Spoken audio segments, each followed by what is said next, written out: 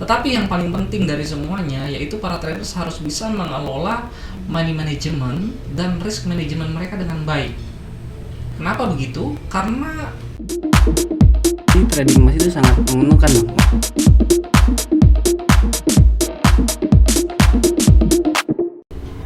Halo Sobat Traders, saya Sri Hadriana dan Anda sedang menyaksikan program Pialang Talk episode 9. Hari ini, topik yang akan kita bahas yaitu sifat dan karakteristik emas atau logo gold. Nah, seperti apa sih sifat dan karakteristik emas ini? Di sini sudah ada narasumber yang akan membahas lebih detail lagi tentang itu, yaitu seorang fundamental analis, Pak Marfi. halo Sobat Traders. Ya, halo Pak Marfi, Halo apa kabar? Mbak Sri, baik. Mbak Sri bagaimana? Ya, alhamdulillah baik Pak. Oke, langsung saja nih Pak. Seperti yang tadi saya bilang bahwa hari ini kita akan membahas seputar emas. Betul Mbak Sri. Nah, kenapa sih kita harus perlu mengenal atau mengetahui sifat dan karakteristik emas ini, khususnya sebelum melakukan trading gitu? Jadi sangat penting ya Mbak Sri untuk kita mengenal sifat dan karakteristik satu produk. Saya umpamakan begini, misalnya Mbak Sri pergi ke pasar sebagai seorang pembeli gitu, lalu Mbak Sri mencari suatu barang tanpa Mbak Sri mengenal sifat dan karakteristiknya, maka kemungkinan terbesar yang Mbak Sri dapat adalah yang pertama bisa salah barang, yang kedua bisa dapat barang tapi dengan kualitas yang rendah. Maka itu jelas akan menyebabkan kerugian bagi Mbak Sri. Dan begitu juga kepada dari sisi penjualnya, kalau dia tidak mengenal sifat dan karakteristik barang yang dia jual, otomatis kemungkinan barang yang dia jual nantinya tidak akan baik. Orang lain juga pasti akan mencari dari pembeli lain. Jadi pada intinya adalah saat kita mengenal dan mengetahui sifat dan karakteristik satu barang tersebut, maka yang kita dapatkan adalah keuntungan karena dua-duanya sama-sama mencari keuntungan. Begitu juga di dalam trading, bila mana kita mau masuk ke dalam pasar, kita harus mengenal karakteristik dari produk yang akan kita tradingkan untuk meminimalisir loss dan memaksimalkan profit. Begitu Mbak Sri. Oke, baik. Sebelum melakukan trading atau pas setelah trading? Oh, sebaiknya sebelum melakukan ya. trading, iya, agar kita bisa tahu masing-masing sifat dan karakteristiknya bagaimana, lalu teknik apa yang akan kita gunakan di dalam trading tersebut. Karena masing-masing produk yang berbeda, jelas tekniknya juga pun pasti berbeda. Oke. Nah, apa aja sih yang perlu dikenal sebelum melakukan trading? Ini khususnya emas. Untuk sifatnya ya, sifat. emas itu ada beberapa sifat, tapi yang akan kita bahas di sini pada hari ini ada 3 sifat emas yang harus diketahui trader sebelum mereka masuk ke dalam market. Yang pertama, emas itu memiliki sifat karakteristik yang ganda. Maksudnya begini, emas itu dapat bergerak dengan sangat cepat mengikuti tren saat itu. Misalnya tren saat itu naik, dia dapat bergerak naik tanpa terkonsolidasi. Dia bergerak naik. Kalau di dalam untuk visualisasinya gitu, kita bisa, yang traders pasti sering melihat grafik lah, grafik dalam satu candlestick itu dia bisa naik tanpa terkonsolidasi dengan membentuk garis lurus, dan dengan tiba-tiba dia juga dapat turun dengan kekuatan dan kecepatan yang sama, berbalik arah gitu. Jadi kenapa demikian hal itu bisa terjadi? Yang pertama itu kemungkinan besarnya itu karena ada isu-isu tertentu atau sentimen tertentu yang membuat grafik tersebut berbalik arah, atau pergerakan emas saat itu berbalik arah gitu ya. Ada isu-isu tertentu, misalnya dari news, berita ekonomi, ataupun itu kebijakan moneter dari bank sentral. Nah, tapi juga seringkali hal itu terjadi tanpa ada sebab apa-apa. Kenapa demikian? Karena emas itu mempunyai ketahanan terhadap dolar. Walaupun kita sama-sama ketahui bahwa emas dan dolar itu berlawanan arah ya, berlawanan arah. Iya. tapi dia mempunyai daya tahan yang baik terhadap dolar dibandingkan dengan pair atau pasangan mata uang seperti Euro USD atau GBP USD gitu. Kalau pasangan mata uang itu pada saat dolar menguat, otomatis mereka akan langsung turun gitu. Dan sebaliknya pada saat dolar melemah, mereka akan langsung naik. Itu sifat yang pertama dari emas gitu. Oke. Mungkin bisa ada kasus tersendiri nih ketika emas naik dan emas turun gitu kan. Ada kan tadi sudah dijelaskan faktor-faktor yang mempengaruhi kan dolar atau isu-isu tertentu. Mungkin ada satu contoh kasus nih. Oh iya, baik Mbak Sri. Salah satu contoh kasus yang terjadi pada sifat pertama emas ini itu di minggu lalu ya Mbak Sri.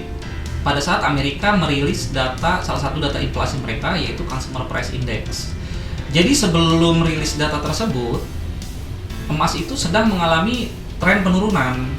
Tetapi tiba-tiba pada saat jelang dan sampai rilis data tersebut, emas itu melonjak tinggi ke atas.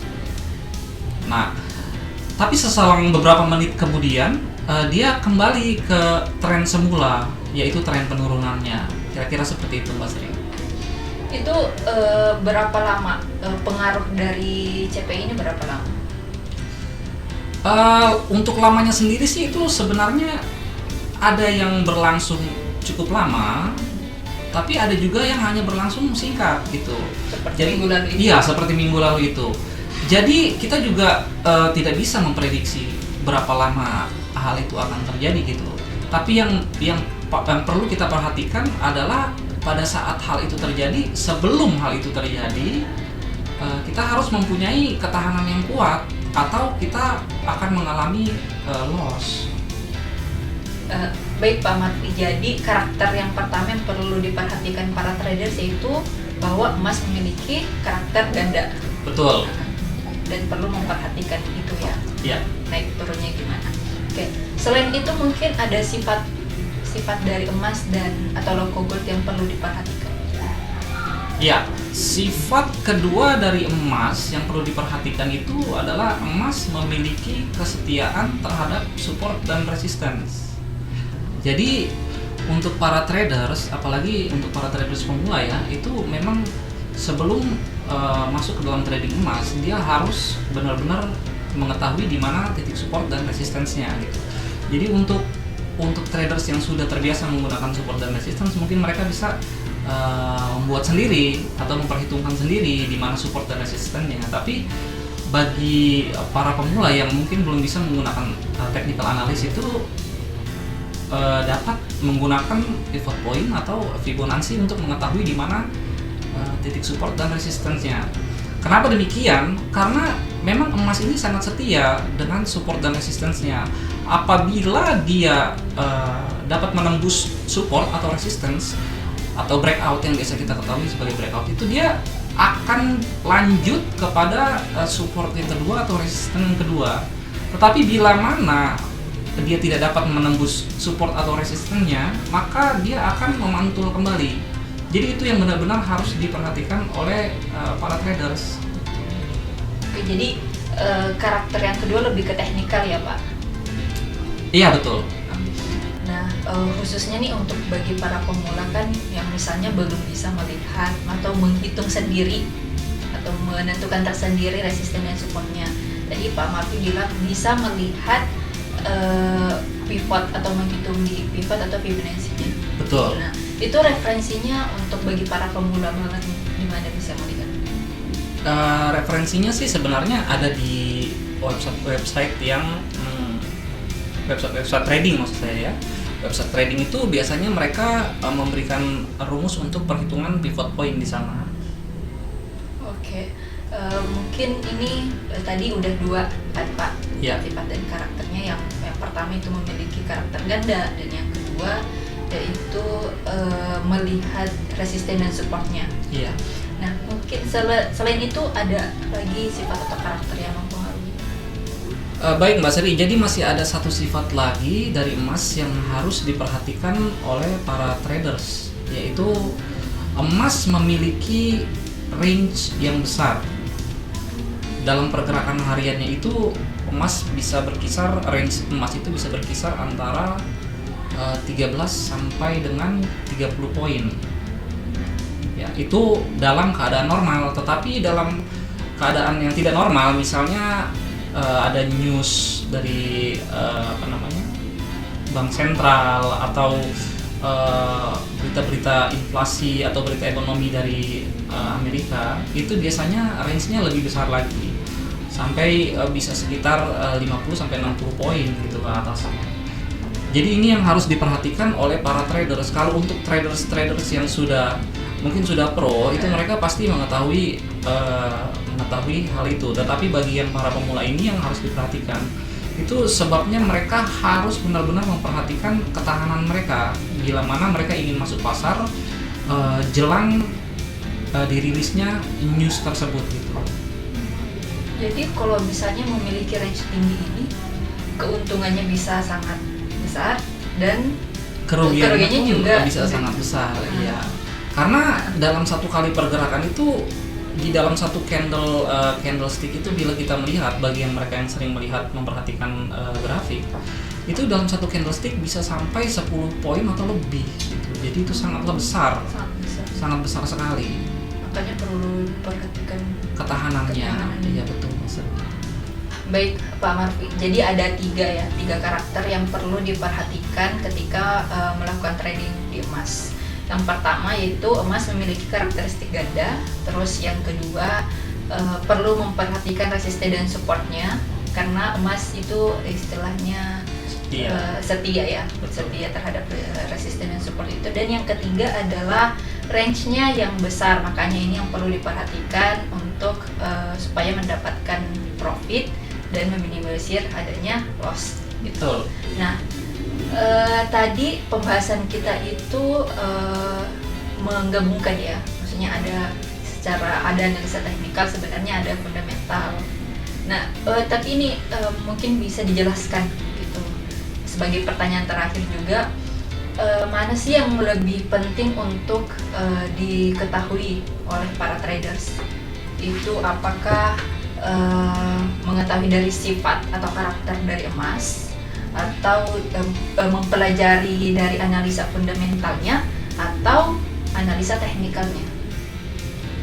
Iya, jadi ketiga hal yang sudah Mbak Sri sebutkan tadi, mengenal karakteristik emas, analisa fundamental maupun analisa teknikal, itu hal-hal yang memang sangat dibutuhkan oleh para traders. Jadi ketiganya itu tidak bisa dipisahkan dan sama pentingnya.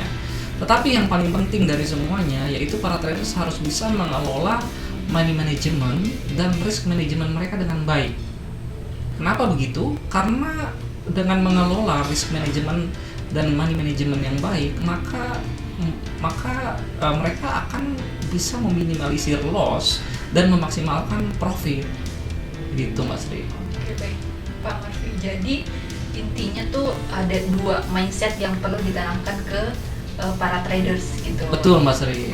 Di money management dan risk management. Baru kemudian dia mempelajari, para traders mempelajari ataupun mempelajari lah analisa teknikal, analisa fundamental, ataupun mengenal karakter dari instrumen emas ini. Betul. Jadi semuanya memang diterapkan pada saat kita melakukan trading, tetapi jelas harus mengontrol kedua hal yang saya sebutkan tadi itu sebagai hal yang utama. Oke, baik Pak Marfi, mungkin itu saja pertanyaan dari saya tentang emas, mengenal ciri dan karakteristiknya. Ya, semoga pembahasan kita pada hari ini itu bermanfaat untuk para traders atau orang yang berminat untuk melakukan trading di emas. Iya, semoga bermanfaat untuk para traders. Iya, terima kasih atas waktunya Pak Marfi. Terima kasih kembali Mbak Sri. Baik, Sobat Traders, itu tadi pembahasan kita tentang ciri dan karakteristik emas atau logo gold. Dan jangan lupa saksikan program Pialang Talk di episode-episode sebelumnya. Sampai jumpa.